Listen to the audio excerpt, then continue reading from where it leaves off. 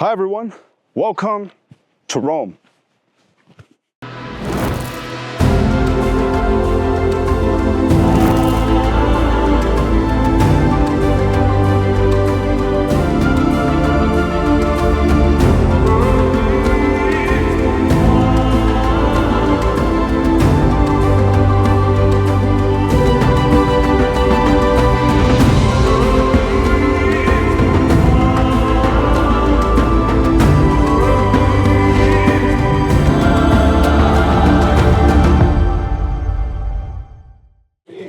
La Arena del Gelato here in Vatican City. I would like to get a cone myself. I want 2 flavors. I'll get this one then.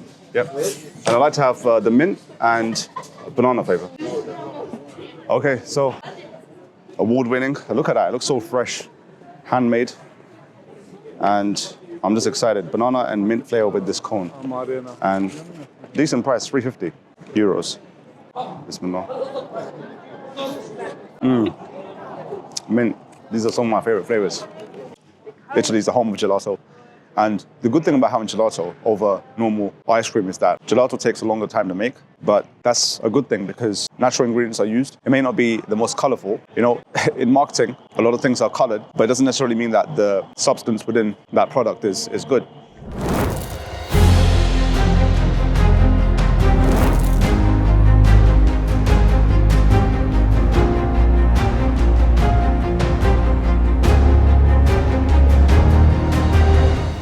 So behind me is Sacra di Largo, Argentina, Julius Caesar. He was assassinated here in the year 44 BCE by an individual by the name of Brutus. And it also houses Pompey's theater remains over here as well. It's also right now a cat sanctuary, and we're speaking about over 2,000 years of history when we're looking at this. So you may want to check this out when you come to Rome. So this is the area where Julius Caesar, one of the most famous rulers of the Roman Empire, and especially of the United Roman Empire, which was before the split. In 44 BCE, he was assassinated over here by Brutus. Some have mentioned that the reason why he was assassinated is because they felt that he was gaining too much power.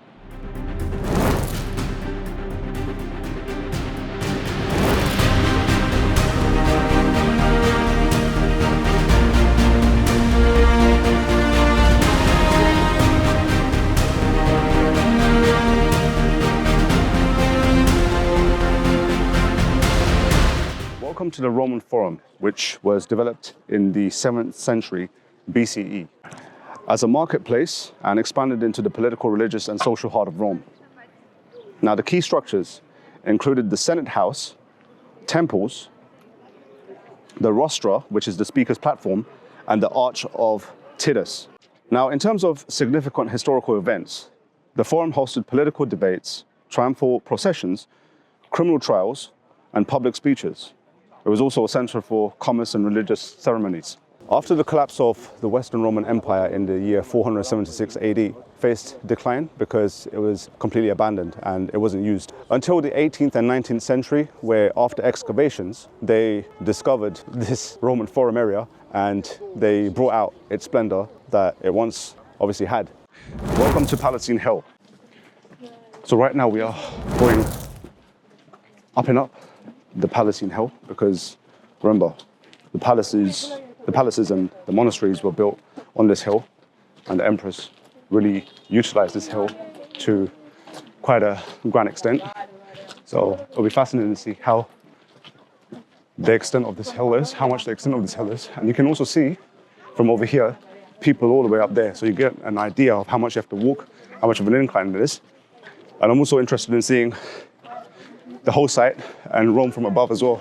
And there's quite a few sites here in Rome where you can see Rome with a 360-degree view, which you should take advantage of when you're here in Rome. This is the place, which is the birthplace of the Roman Empire, or the Romans. According to legend, it was the site where Romulus founded Rome in the year 753 BCE. It is also where the she-wolf, Lupa, supposedly nursed the twins Romulus and Remus. By the Republican era, the Palatine became a prestigious residential area for Rome's elite. Now, in terms of imperial palaces, emperors, starting with Augustus, built massive palaces on the hill, including the Domus Flavia and Domus Augustana.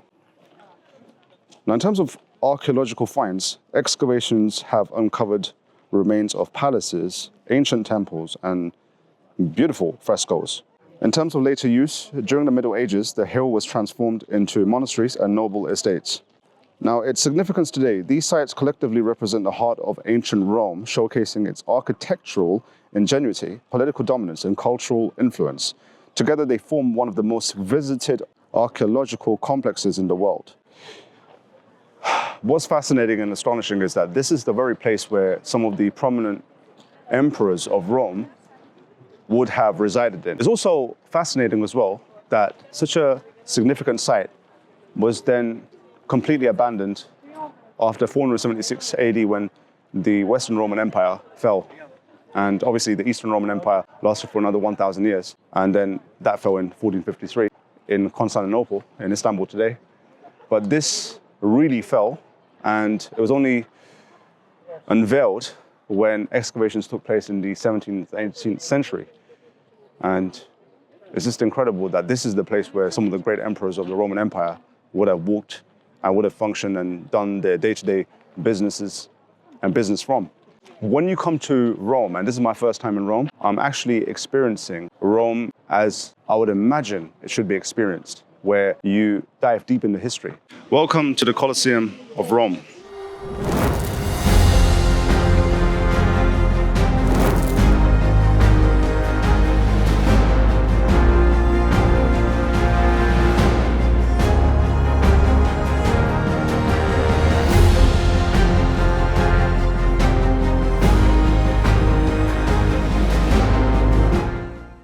One of the major symbols of this historical city and one of the major sites for the Western Roman Empire, an arena which held in its heyday up to 50,000 spectators.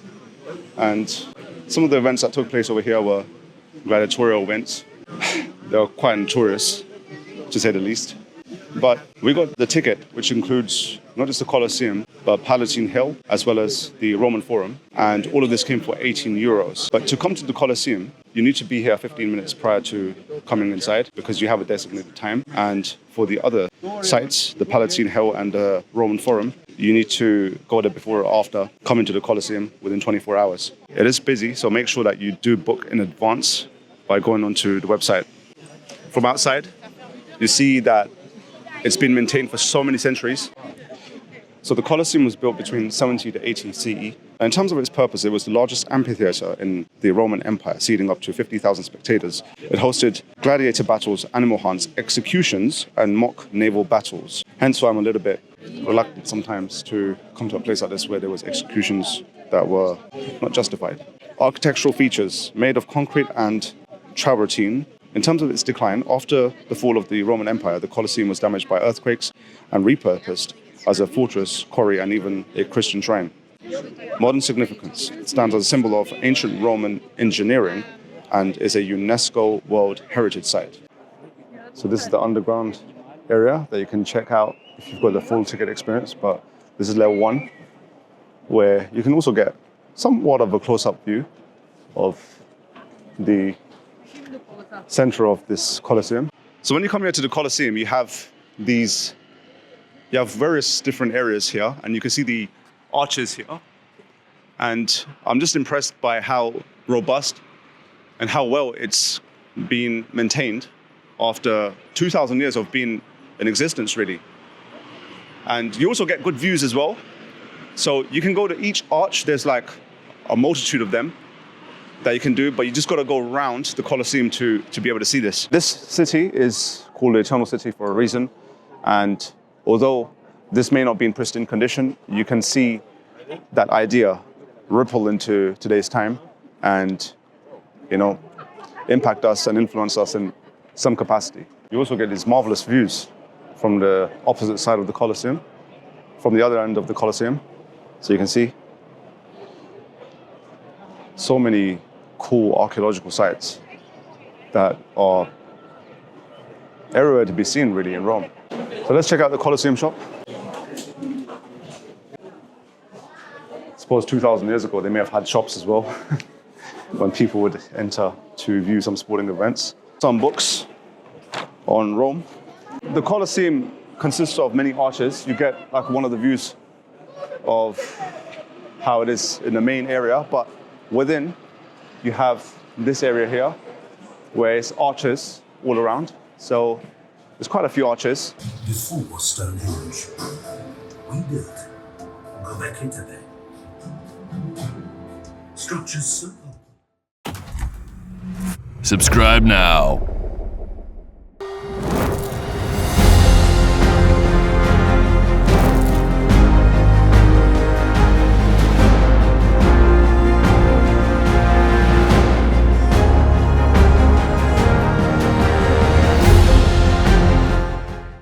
Hi everyone, welcome to the Vittoriano, also known as the Altar of the Fatherland. The monument of King Victor Emmanuel II was started to be built in the year 1885 and was completed by the year 1911 by Giuseppe Sacconi, and this was to commemorate the 50th anniversary of the unification of a unified Italy. And it has a Greek and Roman design to it, and it's mostly built of marble. And if you climb all the way up to the terraces, you get a panoramic view of this entire city, this marvelous city, which is of Rome. And I was looking at it from a distance, and my impression was like, I was awestruck. I was like, wow, this is absolutely incredible, because this looks like I've gone back into a unified Roman Empire, or at least prior to 476 AD, when the Western Roman Empire was around. It's surreal to be here, because I wasn't actually imagining something like this would exist. But again, it shows the power of monarchy. Only monarchs are able to build something of this level, of this majesty. And Republican governments and secular governments do not have the minerals to do such things. Or one of those movies where it goes back into the Roman Empire times and into the Greek times as well. And perhaps they can even use it if they were to change the backdrop a little in Egyptian times as well. Obviously, there's no hieroglyphics here, but what a marvelous place. This is a true experience of being in Rome. So one of the notable views you don't want to miss out on is the Colosseum from here. You're getting a 360 view of Rome from over here as well, which is wonderful. Welcome to the Circus Maximus, which is one of the oldest and largest stadiums in history. With a rich history spanning from early Roman Republic to the medieval period, located between the Palatine and Aventine Hills. It was primarily used for chariot races, but also hosted a variety of public events. Now, the thing about the Circus Maximus is that it reminds me so much of the Hippodrome that was built in Constantinople. And this Circus Maximus declined after the Western Roman Empire fell in 476. And the same thing happened in Constantinople when Fatih Sultan Mehmed II conquered Constantinople, and he ended the Roman Empire completely, because the remaining Roman Empire was the Eastern Roman Empire. When he conquered Constantinople on the 29th of May 1453, after that conquest, the Hippodrome in Constantinople also declined, and then there was no need for the Ottomans to use it. Similar thing happened over here. It has that similar layout, that you can see, because it would have needed this much space to do chariot racing. Let me tell you, since I'm in the Circus Maximus, about one of the most famous Roman races, chariot races in history, by the name Diocles, that often is spoken about. And he was so wealthy that they estimate that in today's money, he would have been worth $746 million. It's incredible, because I remember hearing once that when an empire is about to fall and when an empire is about to decline, that empire or that nation doubles down on sporting events. Hi everyone, today we are here at Castel Sant'angelo, which is also here in Rome, and let's have a look at it.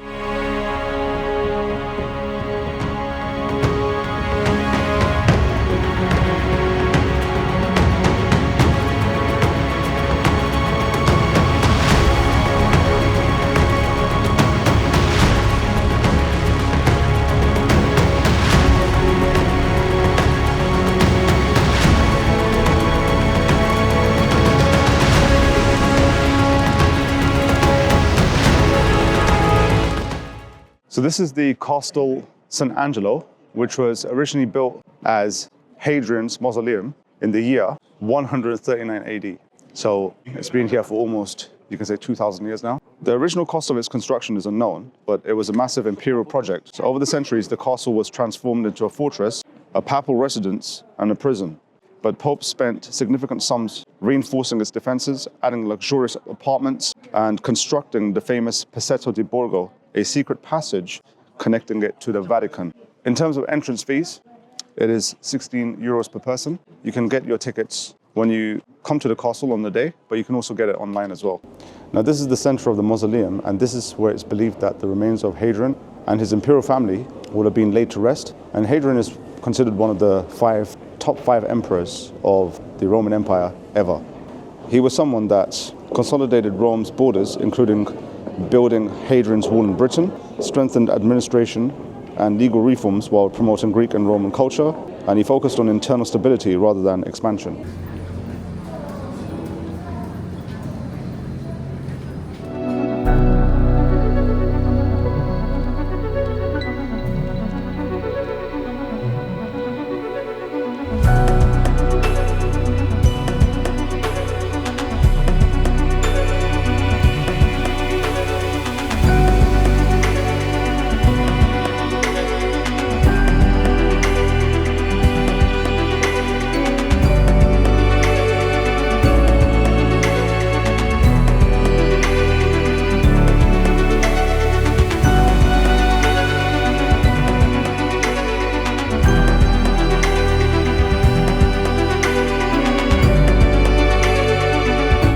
Look at this view, absolutely magnificent.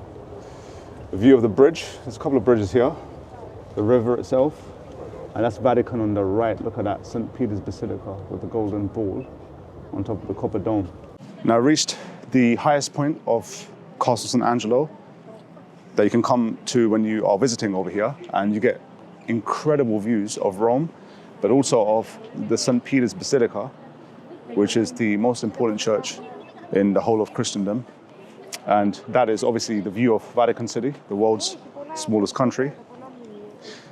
Another interesting piece of information I want to provide you, and one of the secrets of this castle, is that this castle has a secret passageway. And it's one of the secrets of this castle. Now, the Castel Sant'angelo is connected to the Vatican by a secret 800-meter passage called the Passetto di Borgo. This passage was used by popes to escape in times of danger, most notably by Pope Clement VII during the 1527 sack of Rome, when the city was invaded by Charles V's troops. So it's quite interesting. There's a connection between this castle and the Vatican as well. And this is the very castle where the son of Sultan Mehmed II, Fatih Sultan Mehmed, who conquered Constantinople in 1453 and ended the Roman Empire, his son, Jem Sultan, was brought over here. He was captured by crusaders in Rhodes Castle, and he was handed over here to the Pope at the time. And he spent some time over here initially, and then eventually he went into the Vatican and resided there for some time. But a French king, King Charles, then commanded the Pope to hand him over, as he had a friendship with him. And that was for the purpose of King Charles of France wanted to protect his friend, Jem Sultan. Hi everyone, welcome to Vatican City, the world's smallest country.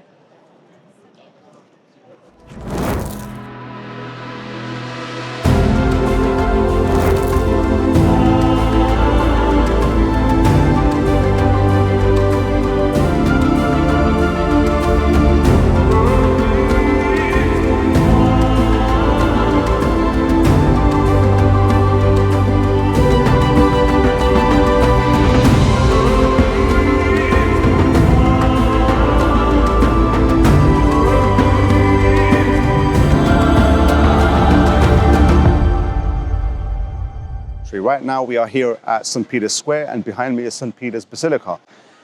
To enter is for free, but if you want to go to the dome, then you have two options. So you have two types of tickets. If you want to go and see the dome here at the St. Peter's Basilica, and if you want to go up and see the dome via an elevator, it's 15 euros per person.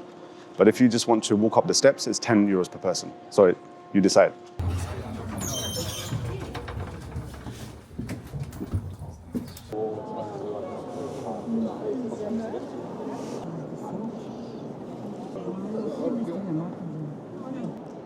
Actual mosaic. You see each stone.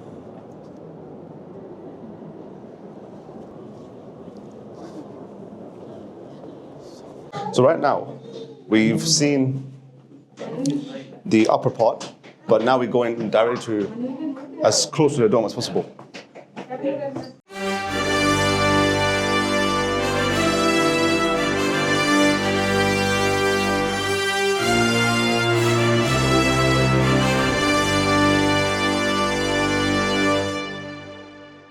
Okay, so when you come over here, you can go 360. So I'm just going to show you a little bit. And as you go 360, you get different views you can view different areas of Rome, Vatican City itself. So you've got the main St. Peter's Square over here. Yeah, it's time to go down. Look how narrow this pathway is to go down. And there's a lot of steps to get down as well. Look at that. Only space for one person. Okay, so right now we are here at St. Peter's Basilica, and you'll see a golden bull right at the very top. That is considered the greatest golden apple or golden bull in the whole of the Christian world. Now, you'll find this in many of the important churches, in the most important palaces as well. And this signifies global dominance. You also have another golden bull, which is up there, which also signifies world domination, global domination. When you're walking in, they've designed it in such a way that it's still, everything is being revealed as you take a step forward. With each step, there's a reveal, especially in terms of the dome. So right now, I'm facing the St. Peter's Square, and this is Vatican City, which is the world's smallest country. Now, you don't need to show your passport to come over here. You just need to walk into the Vatican. And if you want to come here to St. Peter's Basilica, which is the most important church in the Christian world, then you need to go through security, but it's very simple. You just need to put your items through an X-ray machine. Okay, I'm going to give you about 5 facts about the Vatican City so that you get an idea about this quite interesting place. Now, Vatican City is the smallest country, smallest state in the whole planet, and it's only about 110 acres, which makes it smaller than many of the city parks that you find around the world. Second fact is that Vatican City is the home of the Pope. So he is the head of the Catholic Church. Third fact is that the Vatican is a city of art and history as well. And the Vatican has its own economy and postal system. So you'll see on the sides these yellow post boxes where you can send postcards from. Now, what's interesting also is that the Vatican has 800 to 900, some have said even 1,000 citizens, but only 450 of them have a citizenship in the Vatican City. So that's quite interesting. It just tells you how small this place is. Now, opposite the site where Julius Caesar was assassinated, which is just over there, you have another place that you may want to come to if you are coming to Rome, and that is the Teatro Argentina, which is the most prestigious theater that you can come to when you are in Rome. And that's quite significant because the Pompey Theatre is just there, just ahead of where Julius Caesar was assassinated, which is just a few meters away. And ancient Rome had that tradition of having theatre plays as one of their major forms of entertainment. So if you're in Rome and you want to get that Roman experience of going back even 2,000 years, come to Teatro Argentina. One of the major events that took place over here was a performance by the Royal Ottoman Society. Perhaps one day they shall return to perform another marvelous, magnificent performance.